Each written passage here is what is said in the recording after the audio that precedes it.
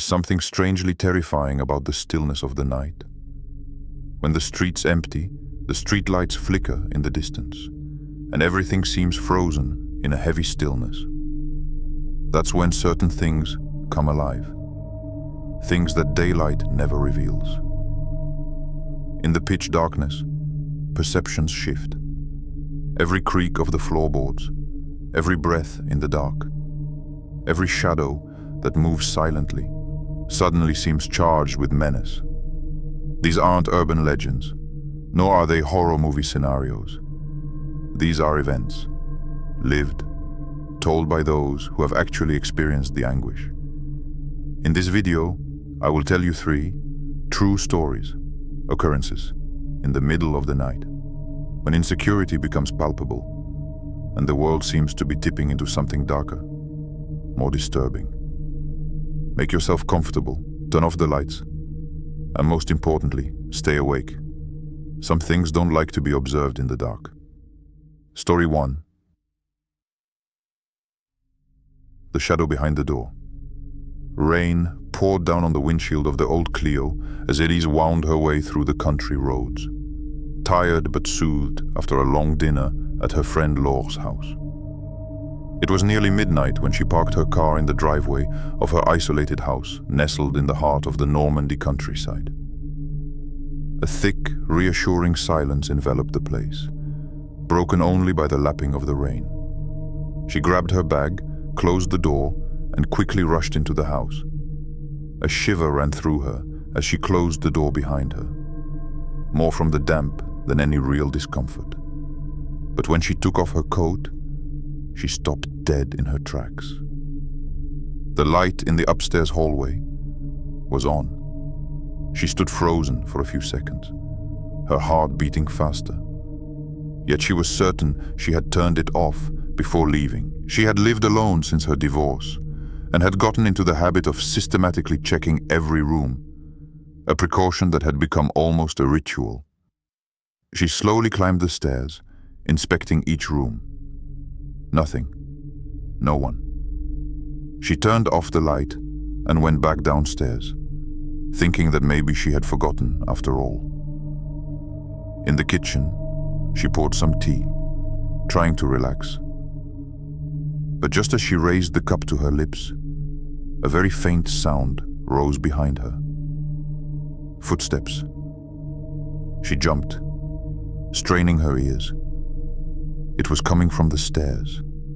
Slow, hesitant footsteps that stopped as quickly as they had begun. She turned around abruptly, but saw nothing. Just the darkness of the corridor. She moved forward cautiously. There was no wind that night. Nothing that could have made the wood crack. Not like this. Not so humanly. Then a metallic, almost imperceptible noise resonated. A click, like a lock being forced. She followed the sound to the cellar door.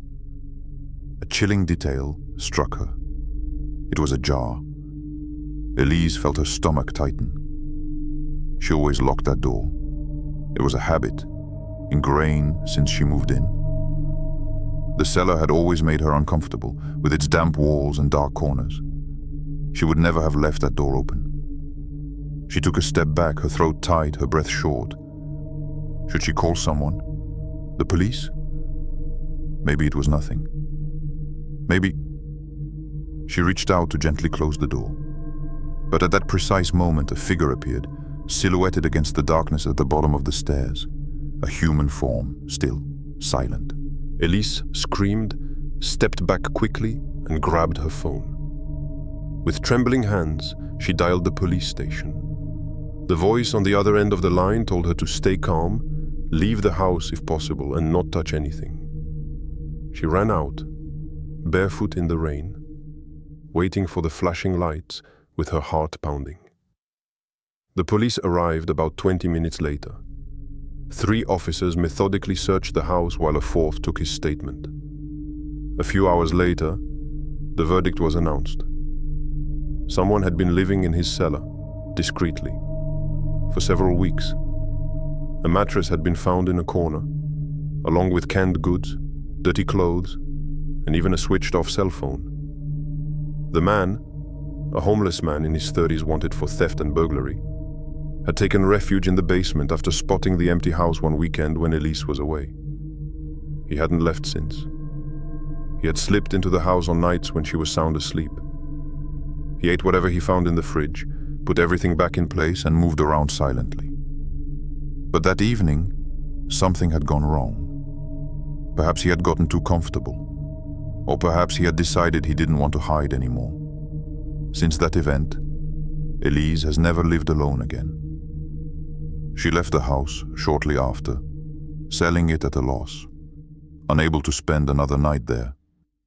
But sometimes, at night, she thinks back to that figure, silent, lurking in the shadows behind the door, and she wonders how many times he had been there, without her knowing. Story 2. The Call of the Parking Lot. Lucas worked as a security guard in a warehouse on the outskirts of town. His hours were always the same, 6 p.m. to 2 a.m. The routine, the silence, the surveillance tours. Nothing particularly exciting. But tonight, something would break the rhythm, brutally. It was a little after 2 o'clock when Lucas left the parking lot at his workplace. He was driving along the highway, tired, his eyes heavy, his shoulders tense. He was about to go straight home when his phone buzzed. It was a call from his girlfriend. She wanted to talk. They'd had an argument the day before. To avoid talking while driving, he took the next exit and entered a small carpool parking lot, barely lit by 2 old streetlights. The place was deserted, bordered by a dark, silent forest. An oppressive atmosphere, but Lucas paid no attention. He turned off the engine, picked up his phone, and called back. Just as he was about to speak, he froze. A few meters away from him, parked crooked, was a black car, headlights on, engine off. It was there, motionless. He reflexively peered inside, but saw no one. No driver, no passenger, nothing. Just the headlights, like 2 blind eyes, fixed on him. He frowned. Maybe a driver had forgotten to turn them off, or parked in a hurry. It didn't matter. Lucas focused on his conversation. But he'd barely spoken a few words when his phone vibrated again. Another call. Unknown number. Private. Curious, and a little annoyed, he hung up with his girlfriend and answered. A barely audible whisper sounded through the earpiece. Luke. A whisper. Barely a breath. But it was clear. His first name. Lucas felt a cold sweat run down his back. "Who's there?"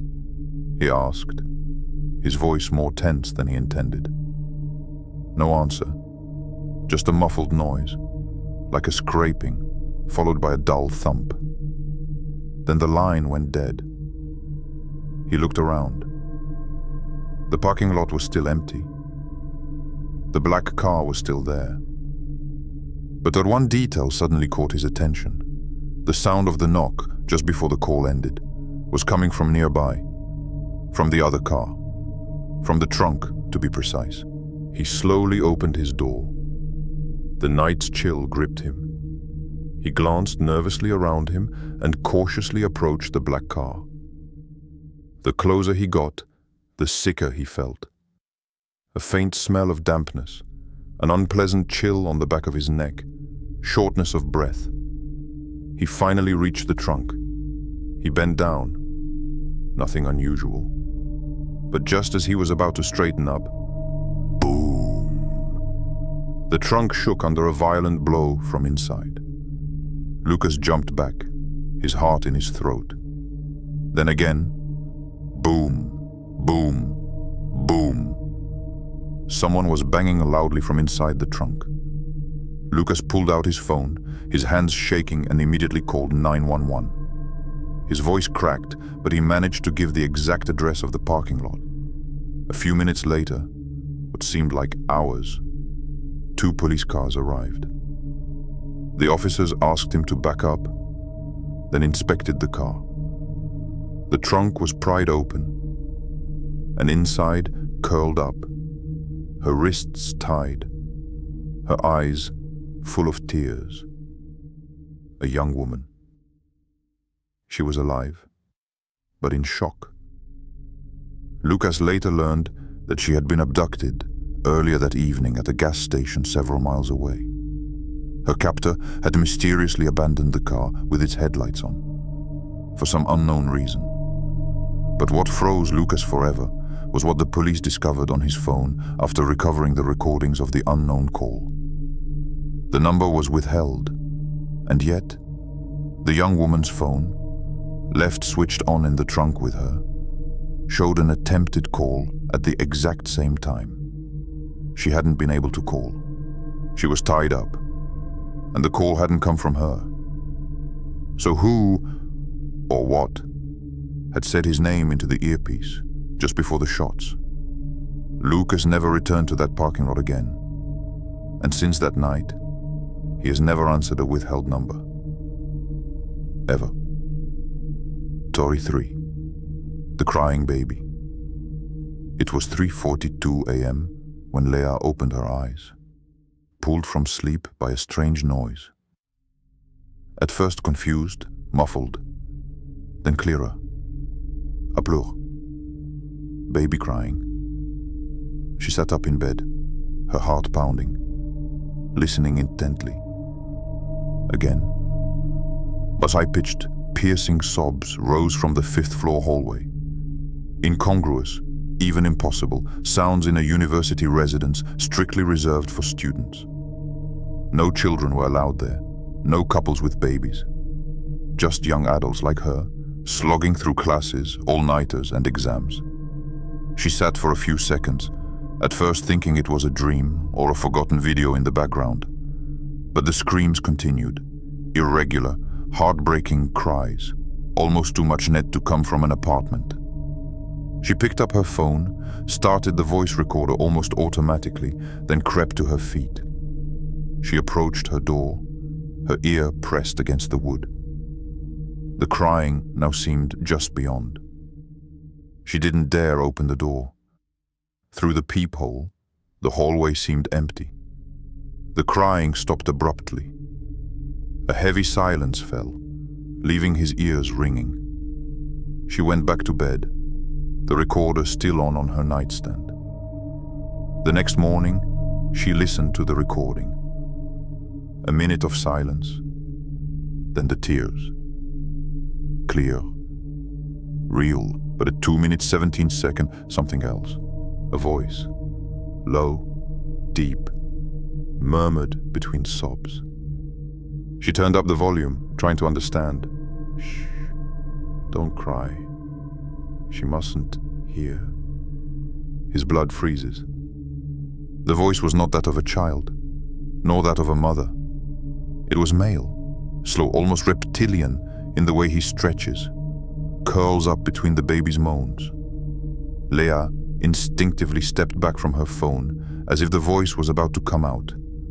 She spent the day in a daze, hesitant to talk to anyone. But to whom? Say what? I heard an imaginary baby in a building with no babies. She might be gently referred to the medical service. The next night, she tried to fall asleep earlier. But at 3:34 a.m. again, the crying. This time, closer. As if the baby were crawling or being carried from room to room. She grabbed her phone and opened the door slowly and discreetly. The corridor was bathed in a pale light, empty. But the crying continued, echoing from one end to the other, without any clear direction. Leah took a step outside. Another. Then she saw him. Something sped down the corridor. A low, almost animal-like shape, running on all fours.